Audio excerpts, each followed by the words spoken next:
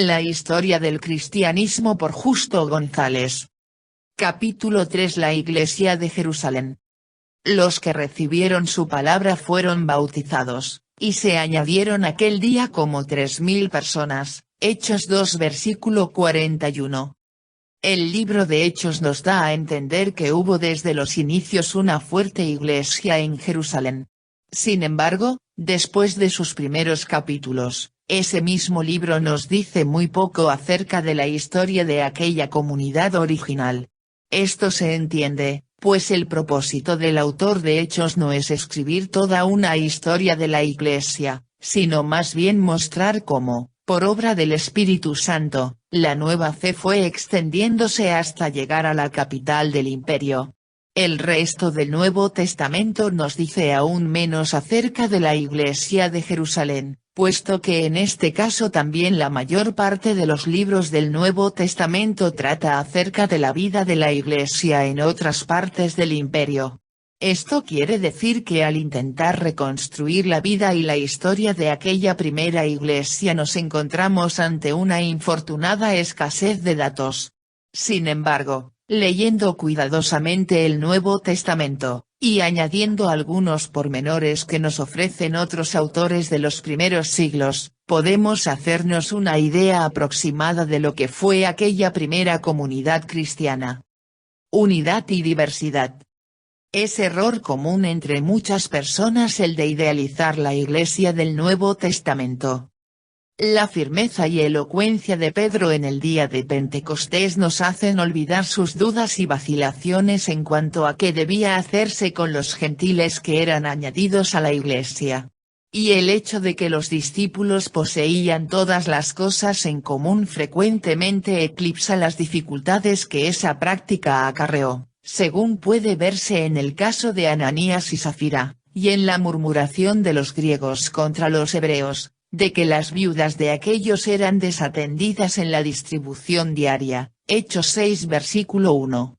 Este último episodio, que se menciona como de pasada en Hechos, nos indica que ya en la primitiva iglesia comenzaban a reflejarse algunas de las divisiones que existían entre los judíos en Jerusalén.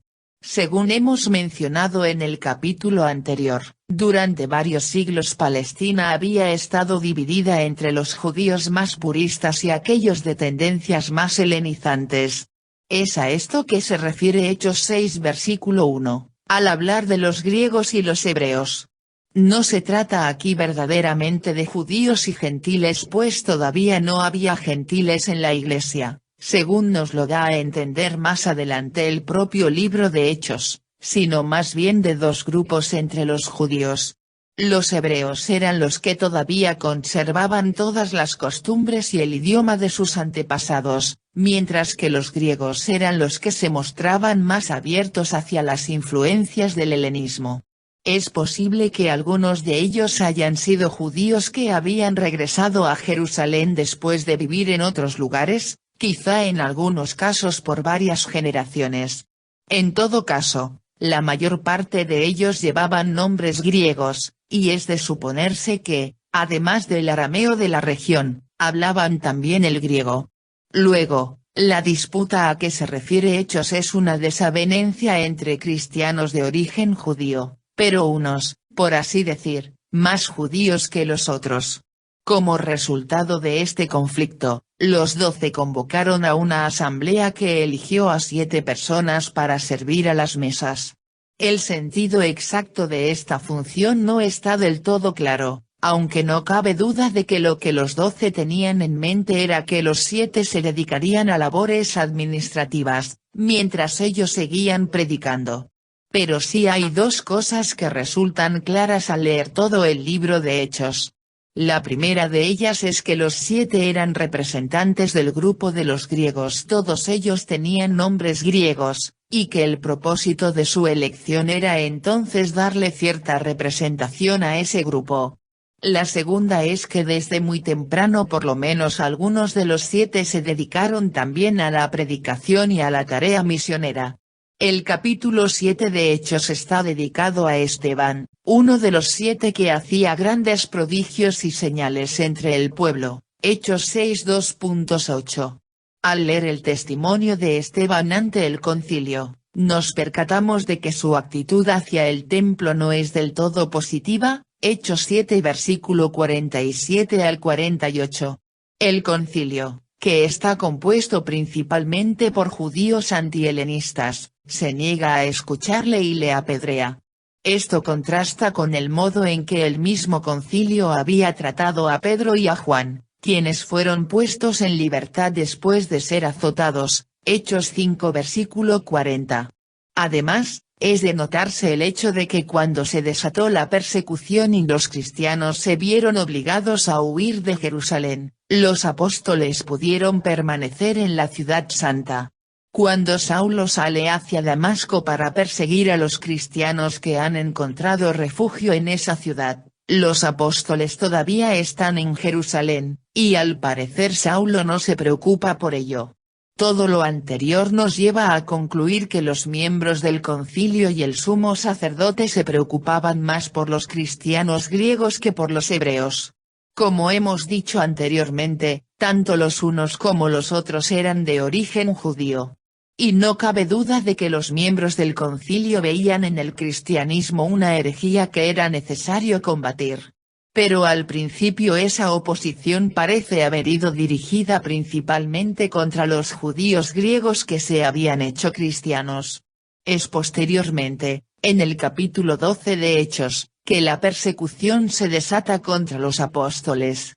Inmediatamente después de narrar el testimonio y muerte de Esteban, el libro de Hechos pasa a contarnos la labor misionera de Felipe, otro de los 7. Felipe funda una iglesia en Samaria, y los apóstoles envían a Pedro y a Juan para supervisar la labor de Felipe. Luego, resulta claro que ya va comenzando a formarse una iglesia fuera del ámbito de Judea, que esa iglesia no es fundada por los apóstoles, y que a pesar de ello los 12 siguen gozando de cierta autoridad sobre toda la iglesia. Después de esto, en el capítulo 9, Hechos empieza a hablarnos de Pablo, y la iglesia fuera de Palestina se va volviendo cada vez más el centro de la narración.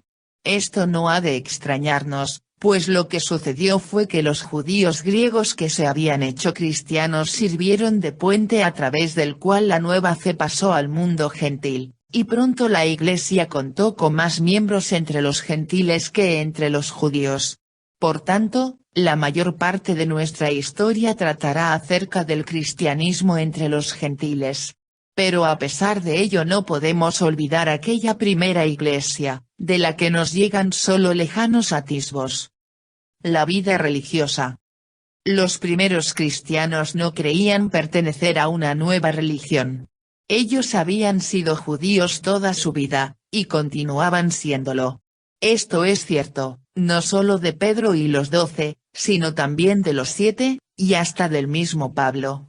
Su fe no consistía en una negación del judaísmo, sino que consistía más bien en la convicción de que la edad mesiánica, tan esperada por el pueblo hebreo, había llegado. Según Pablo lo expresa a los judíos en Roma hacia el final de su carrera, por la esperanza de Israel estoy sujeto con esta cadena, Hechos 28 versículo 20. Es decir, que la razón por la que Pablo y los demás cristianos son perseguidos no es porque se opongan al judaísmo, sino porque creen y predican que en Jesús se han cumplido las promesas hechas a Israel. Por esta razón, los cristianos de la iglesia de Jerusalén seguían guardando el sábado y asistiendo al culto del templo. Pero además, porque el primer día de la semana era el día de la resurrección del Señor, se reunían en ese día para partir el pan en conmemoración de esa resurrección. Aquellos primeros servicios de comunión no se centraban sobre la pasión del Señor, sino sobre su resurrección y sobre el hecho de que con ella se había abierto una nueva edad. Fue solo mucho más tarde, siglos más tarde, según veremos, que el culto comenzó a centrar su atención sobre la crucifixión más bien que sobre la resurrección. En aquella primitiva iglesia el partimiento del pan se celebraba con alegría y sencillez de corazón, Hechos 2 versículo 46. Sí había, naturalmente, Otros momentos de recogimiento. Estos eran principalmente los 2 días de ayuno semanales. Era costumbre entre los judíos más devotos ayunar 2 días a la semana, y los primeros cristianos seguían la misma costumbre, aunque muy temprano comenzaron a observar 2 días distintos. Mientras los judíos ayunaban los lunes y jueves, los cristianos ayunaban los miércoles y viernes, probablemente en memoria de la traición de Judas y la crucifixión de Jesús. En aquella primitiva iglesia, los dirigentes eran los 12, aunque todo parece indicar que eran Pedro y Juan los principales. Al menos, es sobre ellos que se centra la atención en Hechos, y Pedro y Juan son 2 de los pilares a quienes se refiere Pablo en Gálatas 2 versículo 9, además de los 12, sin embargo, Jacobo el hermano del Señor también gozaba de gran autoridad. Aunque Jacobo no era uno de los 12, Jesús se le había manifestado poco después de la resurrección, 1 Corintios 15 versículo 7, y Jacobo se había unido al número de los discípulos, donde pronto gozó de gran prestigio y autoridad. Según Pablo, él era el tercer pilar de la Iglesia de Jerusalén, y por tanto en cierto sentido parece haber estado por encima de algunos de los 12. Por esta razón, cuando más tarde se pensó que la Iglesia estuvo gobernada por obispos desde sus mismos inicios, surgió la tradición según la cual el primer obispo de Jerusalén fue Jacobo el hermano del Señor. Esta tradición, errónea por cuanto le da a Jacobo el título de obispo, sí parece acertar al afirmar que fue él el primer jefe de la Iglesia de Jerusalén. El ocaso de la Iglesia judía. Pronto, sin embargo, arreció la persecución contra todos los cristianos en Jerusalén. El emperador Calígula le había dado el título de rey a Herodes Agripa, nieto de Herodes el Grande. Según Hechos 12 versículo 1 al 3, Herodes hizo matar a Jacobo, hermano de Juan, quien no ha de confundirse con Jacobo el hermano de Jesús, y al ver que esto agradó a sus súbditos hizo encarcelar también a Pedro, quien escapó milagrosamente. En el año 62 Jacobo, el jefe de la Iglesia, fue muerto por iniciativa del sumo sacerdote, y aun contra la oposición de algunos fariseos. Ante tales circunstancias, los jefes de la Iglesia de Jerusalén decidieron trasladarse a Pela, una ciudad mayormente gentil al otro lado del Jordán. Al parecer parte de su propósito en este traslado era, no solo huir de la persecución por parte de los judíos, sino también evitar las sospechas por parte de los romanos. En efecto, en esa época el nacionalismo judío estaba en ebullición, y pronto se desataría la rebelión que culminaría en la destrucción de Jerusalén por los romanos en el año 70. Los cristianos se confesaban seguidores de uno que había muerto crucificado por los romanos, y que pertenecía al linaje de David. Aún más, tras la muerte de Jacobo el hermano del Señor, aquella antigua iglesia siguió siendo dirigida por los parientes de Jesús, y la jefatura pasó a Simeón, que pertenecía al mismo linaje. Frente al nacionalismo que florecía en Palestina, los romanos sospechaban de cualquier judío que pretendiera ser descendiente de David.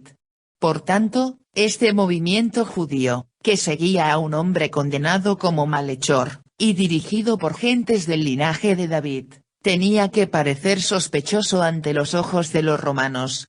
Poco tiempo después alguien acusó a Simeón como descendiente de David y como cristiano, y este nuevo dirigente de la Iglesia judía sufrió el martirio.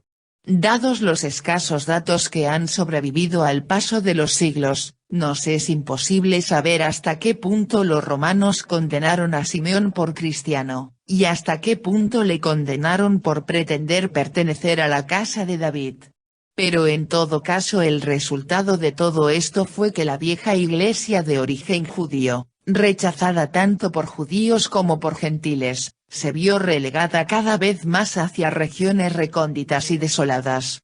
En aquellos lejanos parajes el cristianismo judío entró en contacto con varios otros grupos que en fechas anteriores habían abandonado el judaísmo ortodoxo, y se habían refugiado allende el Jordán. Carente de relaciones con el resto del cristianismo, aquella iglesia de origen judío siguió su propio curso, y en muchos casos sufrió el influjo de las diversas sectas entre las cuales existía.